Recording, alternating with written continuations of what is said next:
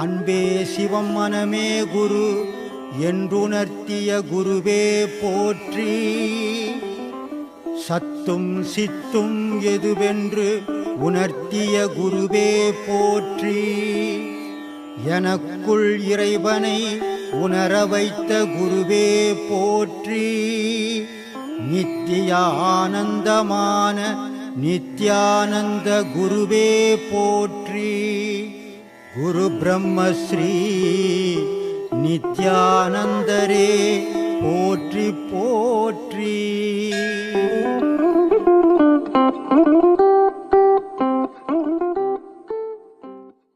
அனைவருக்கும் ஆத்ம வணக்கம். பிரம்மசூத்திர குழுவின் சார்பாகவும் ஐயாவின் சார்பாகவும் அனைவருக்கும் ஆத்ம வணக்கம். பௌர்ணமி மாசத்துல 2 நாள் உபதேசம் இது வரைக்கும் கொடுத்துட்டு இருந்தோம். இப்ப அப்படியெல்லாம் இல்லை, ஒரே ஒரு நாள் உபதேசம் மட்டும்தான். எதிர்க்க நம்ம பில்டிங் கட்டிடுறதுனால ஒரு நாள் உபதேசம் மட்டும்தான். அதனால உபதேசம் வாங்கணுன்ற ஆண் பெண் இருப்பாளருமே வெள்ளை உடையோட தான் இங்க வரணும். இங்க வந்துட்டு பெண்களுக்கு உடை இல்ல கலர் ட்ரெஸ்ல வரோம்னு சொன்னா உபதேசம் கண்டிப்பா கொடுக்க மாட்டாங்க. ஆகவே வர்றவங்க எவ்வளவு சீக்கிரம் முடியுமா வந்துருங்க, வெள்ளை துணியோட வந்துருங்க. ஒரே நாள் கொடுக்கறோன்றதுனால காலையில 5:30 மணிக்கே எல்லாரும் வந்துடலாம். அப்படி இங்க வந்துட்டீங்கன்னா நீங்க உபதேசம் வாங்கிக்கிட்டு உடனே புறப்பட்டுடலாம். அதனால இங்க யாரும் பெண்கள் ஆண்கள் யாருமே இரவுல தங்கறதுக்கு அனுமதி கிடையாது. குறிப்பா பெண்கள் காலையில வந்தா உபதேசம் வாங்கணும், முடிஞ்ச உடனே கிளம்பிடணும். அதனால இங்க யாரையும் தங்க வைக்கிற மாதிரி எந்த வசதியும் இங்க ஏற்படுத்தப்பட மாட்டாது. ஆகவே வர்றவங்க காலையில எவ்வளவு சீக்கிரம் வேணாலும் வாங்க. உபதேசம் வாங்கணுன்றவங்க பெரும்பாலும் ஒரு 8 மணிக்குள்ள இங்க வந்துடுற மாதிரி முடிவு பண்ணிட்டு வந்துடணும். அதே மாதிரி உபதேசம் வாங்கின உடனே டிஃபன் சாப்பிட்டு இல்ல மதியம் சாப்பாடு சாப்பிட்டு கூட நீங்க புறப்படணும், இங்க தங்க கூடாது. இந்த விஷயத்த முழுமையா மனசுல வச்சுக்கிட்டு வாங்க. அதனால இங்க அப்புறம் நான் ரொம்ப தூரம் போனா எனக்கு டிக்கெட் இல்லைன்றதெல்லாம் சொல்லக்கூடாது. இங்க தங்கறதுக்கு அலௌடு இல்ல. ஏன்னா நாங்களே இங்க யாரும் இருக்க மாட்டோம். உபதேசம் ஒரு நாள்ன்றதுனால உபதேசம் முடிச்ச உடனே லாக் பண்ணிட்டு கிளம்பிடுவோம். எவ்ரி பௌர்ணமி மட்டும்தான் ஆசிரமம் திறந்து இருக்கும். அதனால யாரும் இங்க தங்கறதுக்கு அலௌடு இல்ல. இருக்கிறவங்க வந்தாங்கன்னா உபதேசம் வாங்கினா புறப்பட்டுறணும். காலையில வந்தா சாயங்காலம் போயிடணும். இதுதான் சட்ட திட்டங்கள்ல நம்ம ஆசிரமத்துல முழுமையா நீங்க தெரிஞ்சுக்க வேண்டிய விஷயம். தெரிஞ்சுக்கங்க. இனிமேல் எவ்வளவு சீக்கிரம் முடியுமோ வந்துருங்க, எவ்வளவு வேகமா வீட்டுக்கு போக முடியுமோ போயிடலாம். ஆத்மா வணக்கம். நன்றி. எல்லாருக்கும் ஆத்மா வணக்கம். என் பேர் மணிகண்டன். ஸோ நான் வில்லிவாக்கத்துலேருந்து வரேன். ஐயா இன்னும் கொஞ்சம் நேரத்தில் வந்துடுவார். சரி, அது வரைக்கும் பேசலாமேன்ட்டு வந்தேன். எல்லாரும் சாப்பிட்டீங்களா? பிரேக்ஃபாஸ்ட் எல்லாம் சாப்பிட்டீங்களா? சாப்பிடலைன்னா சாப்பிட்டு வந்துடுங்க. மனத்துணில் ஒடுங்கி மாயையெல்லாம் நீக்கி தாயை காட்டி தந்தையுடன் சேர்த்து. ஐயா நம்ம புக்கில் இருக்கோம். ஐயா நிறையா வாட்டி அதை பற்றி சொல்லியிருக்காரு. அதை பற்றி அர்த்தம் தெரியுமா எல்லாருக்குமே? அதுனா மனத்துணில் ஒடுங்கி தாயை காட்டி தந்தையுடன் சேர்த்து. என்னைக்காவது யோசிச்சிருக்குமா என்ன சொல்கிறாங்க, என்ன சொல்ல வராங்க? அர்த்தம் தெரியுமா எல்லாருக்குமே? ஸோ என்னென்னா நம்ம இது நம்ம பண்ணுற உபதேசத்தில் நம்மளுக்கு வர எப்படி சொல்கிறது, நம்ம பண்ணுற உபதேசத்தில் நம்மளுக்கு வர இந்த மாற்றம் தான் சொல்கிறாரு. தாய் எங்கே இருக்காங்க? நம்ம மூலாதாரத்தில் இருக்காங்க, சக்தியாக இருக்காங்க. அவங்கள நம்ம பண்ணுற உபதேசம் மூலமாக அவங்கள ஏற்றி மேலே கொண்டு வந்து நம்ம சுவாசத்தின் மூலயமா மேலே கொண்டு வந்து நம்ம தந்தையிட சேர்க்குற வேலை தான் இந்த நம்ம கொடுத்துருக்கிற பாடத்தில் பண்ணுறது. இந்த பாடம் எப்படி பண்ணணும்? நிறைய பேர் இதை நிறைய வாட்டி ஆல்ரெடி நான் சொல்லியிருக்கேன். ஐயாவும் நிறையா வாட்டி சொல்லியிருக்காரு. பாடம் பண்ணுறது நம்ம வாங்கிக்கிறோம். நிறைய பேர் வரோம், இங்கே மாதம் வரோம், வாங்கிக்கிறோம். பாடத்தை வாங்கிக்கிட்டு அதை வீட்டில் பயிற்சி பண்ணுறோம். பயிற்சி பண்ணும்போது என்ன ஆகுதுன்னா நம்மளுக்கு நிறையா சந்தேகம் வரும். கரெக்டாக நார்மலாக நம்ம சாதாரணமாக பொது விஷயத்தை கற்றுக்கும் போதே நம்மளுக்கு சந்தேகம் வரும். ஒரு சூப்பர்வைசர்னு இருப்பார் வேலை செய்கிற இடத்துல. அவர் நம்மளுக்கு எக்ஸ்பிளைன் பண்ணுவார், கூட இருந்து காமிச்சு கொடுப்பாரு எப்படி பண்ணணும்ன்ட்டு. அதுக்கப்புறம் நம்ம பண்ணி அதில் நல்ல எக்ஸ்பர்ட் ஆகும். ஆனால் இங்கே வாங்குகிற பாடம் நம்ம இறைவனை பார்க்குறதுக்காக வாங்குகிற பாடம், நம்ம மனம் தெளிகிறதுக்காக வாங்குகிற பாடம் இது. ஸோ அதில் நம்மளுக்கு சந்தேகம் வரும்போது நம்ம என்ன பண்ணுறோம்?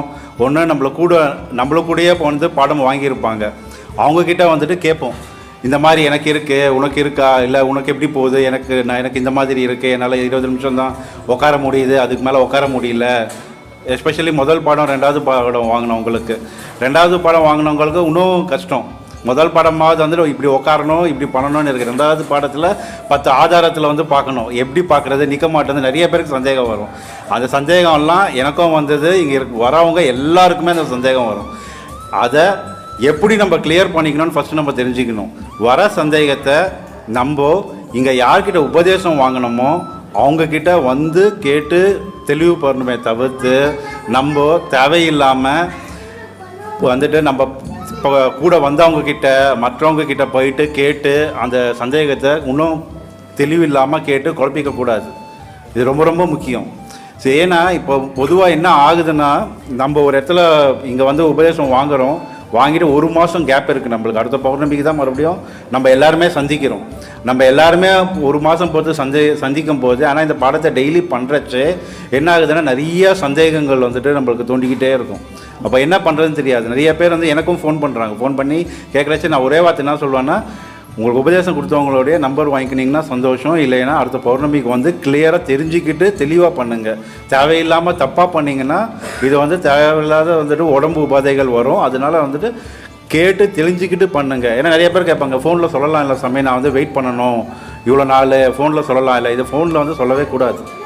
இது எல்லாருக்கும் நீங்களும் ஃபோனில் கேட்காதீங்க. ஏன்னா இது என்ன ஆகும்னா, ஃபோனில் கேட்கும்போது என்னுடைய புரிதல் வேறு மாதிரி இருக்கும். நான் என்னுடைய புரிதலுக்கு ஏற்ற மாதிரி சொல்லுவேன், உங்களுடைய புரிதல் வேறு மாதிரி இருக்கும். அது உங்கள் புரிதலுக்கு ஏற்ற மாதிரி வாங்கிப்பீங்க. அப்போ என்ன ஆகும்னா தேவையில்லாத கன்ஃபியூஷன் வந்து நம்ம தப்பாக தான் பண்ணுவோம். கரெக்டுங்களா? அது எல்லாருமே பண்ணுறது. அதனால வந்துட்டு அதை ஃபஸ்ட்டு வந்துட்டு கிளியராக தெரிஞ்சுக்கோங்க. எப்படி பண்ணணும், யார்கிட்ட கேட்கணும், அதை முதல்ல தெரிஞ்சுக்கோங்க. உங்கள் உபதேசம் கொடுக்குற குருங்க கிட்ட கேளுங்க, அவங்க கண்டிப்பாக கிளியர் பண்ணுவாங்க.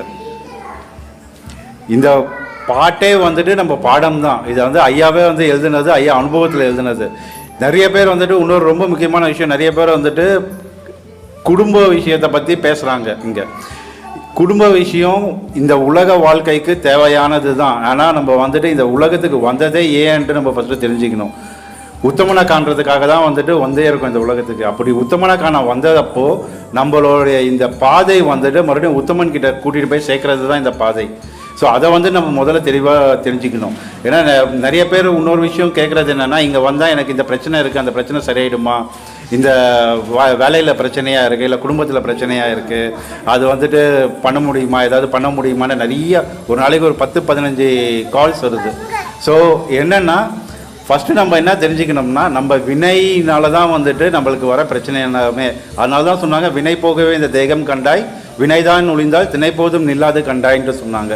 சிவன் பாதம் நினைப்போரை மேவு என்று சொல்லியிருக்காங்க. ஸோ ரொம்ப முக்கியம் என்னென்னா, இங்கே வரதே வந்துட்டு சிவன் பாதம் நினைச்சு அந்த வழியில் போகிறவங்கள பின்பற்றிக்கிட்டு, ஐயா மாதிரி குருவை பின்பற்றிக்கிட்டு அந்த வழியில் போகிறதுக்கு தானே தவிர்த்து இங்கே வந்தால் என் பிரச்சனைகள்லாம் போயிடுமான்னா கண்டிப்பாக இல்லை. பிரச்சனைகள் போகும். எப்படி போகும்? இதுக்கு மேலே நான் பண்ணுறது என் தெளிவாக இருக்கும். இந்த பாடம் பண்ணும்போது எனக்கு எண்ணம் தெளிவாக இருக்கும், என் செயல் தெளிவாக இருக்கும், கரெக்டாக பண்ணுவோம். தேவையில்லாத தவறுகளில் வந்துட்டு போய் செய்ய மாட்டோம். தேவையில்லாத தவறுகள் இன்றைக்கி செய்கிறது தான் நாளைக்கு நம்மளுக்கு வினையாக வருது. அதனால அந்த தேவையில்லாத தவறுகள், அந்த பிரச்சனைகள்லேருந்து வெளில வர ஆரம்பிப்போம். அதுதான் ரொம்ப ரொம்ப முக்கியமே தவிர்த்து இங்கே வந்தால் என் வாழ்க்கை இப்படி மாறிடும், இங்கே வந்தேன்னா வந்துட்டு நான் இந்த மாதிரி மாறிடுவேன், இந்த பாடம் செஞ்சேன்னா ஒரே மாதத்தில் இந்த மாதிரி ஆகிடும். கண்டிப்பாக ஒரு உபதேசம் வாங்கிட்டோம்னா குறைஞ்சது மினிமம் 6 மாதமாவது அந்த உபதேசத்தை தொடர்ந்து ஒரு நாள் கூட விடாமல் பண்ணணும். ஒரு நாள் கூட விடாமல் பண்ணாதான் அதோடைய பலனை வந்து பார்க்க முடியும், அடுத்த உபதேசம் வாங்க முடியும். நம்ம வந்துட்டு ஒரு உபதேசம் வாங்கிட்டு 2 மாதத்தில் சரி எனக்கு இதில் எதுவும் பெருசாக இல்லை, நான் அடுத்த உபதேசம் வாங்கிக்கிறேன், அது 2 மாதம் பண்ணிவிட்டு மறுபடியும் இன்னொரு உபதேசம் வாங்கிக்கிறேன், அந்த மாதிரி வந்து பண்ணும்போது உங்களுக்கு உபதேசத்தில் பெரிய மாற்றங்கள் எதுவுமே வந்து இருக்காது. அது ரொம்ப ரொம்ப முக்கியம். இன்னொரு இப்போ இது நான் ஏன் இது முக்கியமாக இப்போ இதை வந்து இங்கே பேசுகிறேன்னா வந்துட்டு, எனக்கு வர தொலைபேசிகள் எல்லாம் அந்த மாதிரி இருக்குது. அதனால தான் நான் முக்கியமாக அதை பற்றி பேசணுன்ட்டு வந்திருக்கிறது. இன்னொரு முக்கியமான விஷயம் என்ன சொல்கிறாங்கன்னா வந்துட்டு, நான் உட்காந்து பண்ணும்போது வந்துட்டு ஒரு 1/4 மணி நேரம் தான் என்னால் பண்ண முடியுது, 20 நிமிஷம் பண்ண முடியுது, அதுக்கு மேலே வந்துட்டு என்னால் வந்துட்டு உட்காந்து பயிற்சி பண்ணுறதுக்கு ரொம்ப கஷ்டமாக இருக்குன்ட்டு சொல்கிறாங்க. ஸோ இது வந்துட்டு ஆரம்பத்தில் எல்லாருக்குமே வந்துட்டு கஷ்டமாக தான் இருக்கும். ஒரு 20 நிமிஷம் தான் உட்கார முடியும், 15 நிமிஷம் தான் உட்கார முடியும். ஆனால் அதை உட்காந்து பயிற்சி பண்ணும்போது தான் நம்மளால் அந்த 40 நிமிஷம் அந்த டைம் வந்து ரீச் பண்ண முடியும். நம்ம வந்துட்டு ஒரு 20 நிமிஷம் உட்காந்தோம், என்னால் அதுக்கு மேலே உட்காந்து முடியலன்னு கலைஞ்சி எழுந்துக்கக்கூடாது. நார்மலாக ஒரு உடல் பயிற்சி பண்ணுறவங்கள பார்ப்பாங்க, ஒரு 10 நிமிஷத்துலேருந்து ஆரம்பித்து ஒரு அரை மணி நேரம் 1 மணி நேரம் பண்ணுவாங்க. அதே மாதிரி தான் நம்ம ஆன்ம பயிற்சி பண்ணுறச்சேவும் நம்ம வந்துட்டு அதை ஃபஸ்ட்டு ஒரு 10 நிமிஷத்துலேருந்து ஆரம்பித்து அதை கொஞ்சம் கொஞ்சமாக ஒரு 40 நிமிஷம் வரைக்கும் அதை எடுத்துகிட்டு போகணும். ஒரு 40 நிமிஷம் ஒன்ஸ் வந்துட்டிங்கன்னா அதுக்கப்புறம் உங்களுக்கு அதுக்கு மேலே சுலபமாயிடும். அதுக்கு மேலே வந்து மேலே 1 மணி நேரமோ 2 மணி நேரமோ உட்கார்றது வந்துட்டு உங்களுக்கு ரொம்ப சுலபமாயிடும். ஸோ அதனால் எப்பயுமே வந்துட்டு ஒரு 1/4 மணி நேரம் உட்காந்து அதுக்கு மேலே முடியலன்னா கலைஞ்சி எழுந்துடாதீங்க. முயற்சி பண்ணி இன்னும் ஒரு 10 நிமிஷம் எக்ஸ்ட்ரா உட்கார முடியுமா, இன்னும் ஒரு 10 நிமிஷம் எக்ஸ்ட்ரா உட்கார முடியுமான்ட்டு பாருங்களே தவிர்த்து என்னால் இவ்வளோ தான் முடியுது என்னால் முடியலன்ட்டு மட்டும் வந்துட்டு இதை வந்து கைவிடாதீங்க. கைவிட்டிங்கன்னா என்ன ஆகும்னா மறுநாள் உங்களால் உட்காரவே முடியாது. இந்த மனமாகப்பட்டது எப்படின்னா வந்துட்டு நம்மளை ஒரு விஷயத்துக்குள்ளே இழுத்துக்கிட்டு போகாது. இந்த உலக விஷயத்தில் தான் வந்துட்டு நம்மளை ரொம்ப ஈர்ப்பு காமிக்கும். ஏன்னா வந்து நம்ம புலங்கள் அந்த உலக விஷயத்தை தான் வந்து ரொம்ப ஈர்க்கும். இந்த புலங்கள் ஈர்த்து நம்ம மனதுக்கு கொடுக்கறதுனால நம்ம வெளில போகலாமா, இவங்களோட பேசலாமா, இவங்க இந்த நண்பரை போய் மீட் பண்ணலாமா, இல்லை இந்த தொலைக்காட்சியில் இந்த படம் பார்க்கலாமா, அந்த மாதிரி தான் நம்ம மனம் வந்து உங்களை கூட்டிகிட்டு போகுமே தவிர்த்து நம்மளை வந்துட்டு ஒரு இறைநிலையில் போகலாமான்ட்டு வந்துட்டு இழுத்துக்கிட்டே போகாது. அது ஏன் அந்த மாதிரி பண்ணுதுன்னா இந்த புலன்கள் வந்துட்டு இந்த மாய விஷயங்களை பார்த்து அது உங்களை வந்துட்டு இந்த மாய விஷயங்களுக்குள்ளே தான் தெல்ல பார்க்கும். ஃப்ரெண்ட்ஸோட 4 பேரோட வெளில போனோமா, சந்தோஷமாக பேசணுமா, அந்த மாதிரி தான் இருக்குமே தவிர்த்து இந்த வெளில சுற்றி இந்த கூட்டமாக போய் எந்த ஒரு பிரார்த்தனை பண்ணாலும் அதில் வந்துட்டு உங்களை வந்துட்டு அந்த பிரார்த்தனையில் ஈர்ப்பு கொடுக்காது. இந்த பாடமே வந்துட்டு நம்ம தனியாக உட்காந்து எல்லாருமே தனிமையில் தானே பாடம் பண்ணுறோம். நம்ம யாரும் கும்பலாக உட்காந்து பாடம் பண்ணுறதில்ல. வீட்டில் விடிய காத்தால எழுந்து உட்காந்துக்கிட்டு ஒரு ரூமில் சத்தமே இல்லாமல் அமைதியாக உட்காந்துன்னு தான் பண்ணுறோம். வெளில போய்ட்டு கும்பலாக பண்ணுறது இல்லை இல்லையா? ஸோ அது எதுக்கு மெயினானா